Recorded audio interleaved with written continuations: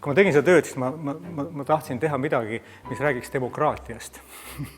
et põhimõtteliselt tõesti, kõigil on õigus nagu kõigele.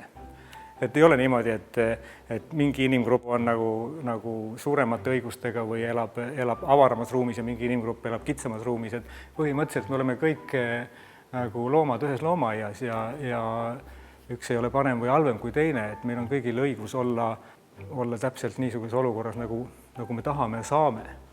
Ja meid kõiki kasutatakse ühtemoodi ära ja me kõik kasutame teisi ühtemoodi ära, et siin ei ole mingisugust klassivahet tegelikult. Jah, et kui keegi leiab, et see töö ei meeldi talle, siis päris kindlasti ta ei pea sellega üldse tegemist tegema ja kui tõesti keegi tuleb lapsega galeriisse ja leiab niisuguse töö seinalt, siis ma arvan, et see on pigem selle täiskasvanud inimese küsimus, kuidas ta seda lapsele seletab, mitte minu, sest mul on endal ka lapsed ja nemad mulle niisuguseid idiootseid küsimusi küll ei esita, et mis seal peal toimub, nad teavad, mis seal toimub.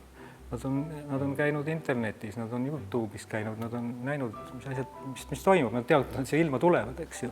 Ja nad teavad ka seda, millised probleemid praegu ühiskonnas eksisteerivad, et lapsi tuleb harida.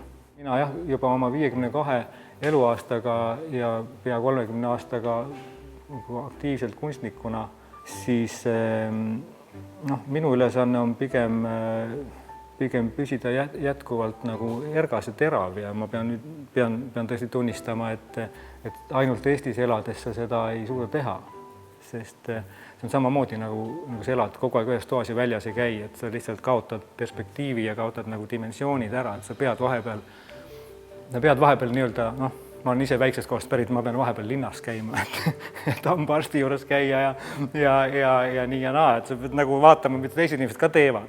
Et selles mõttes mind pigem toidab isiklikult kunstnikuna praegu pigem selline globaalne maailm, et ma arvan, et ma ei toitu ilmtingimata sellest, mis Eestis toimub, sest see, mis Eestis toimub igal pool mujal ka, et Eesti ei ole enam niisugune täiesti unikaalne teistsugune koht maa peal, et me saame rääkida mingist Eesti asjadest või Eesti teemadest. Loomulikult eralduvad kõiksugused subkultuurid, et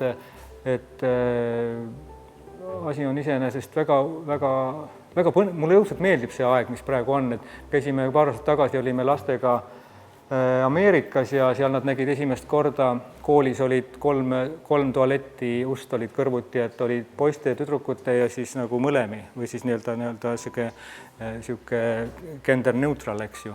Ja jumalast lahe, kuid siiski ometigi on kolm ust, eks ju. Nii et me ei saa öelda, et kõik on nagu tolerants, nagu hõlmab kõik enda alla, et lihtsalt tuleb valikuid juurde, aga ega need valikud kuhugi ei kao, neid tuleb juurde. Ja ikkagi sa pead valima, eks. Et miks on kolm ust, miks ei ole üks uks. Selles ongi see asi, et minu jaoks on see põnev, et mida rohkem tekib valikuid, seda kurioosum on selles, et seda rohkem me eraldume.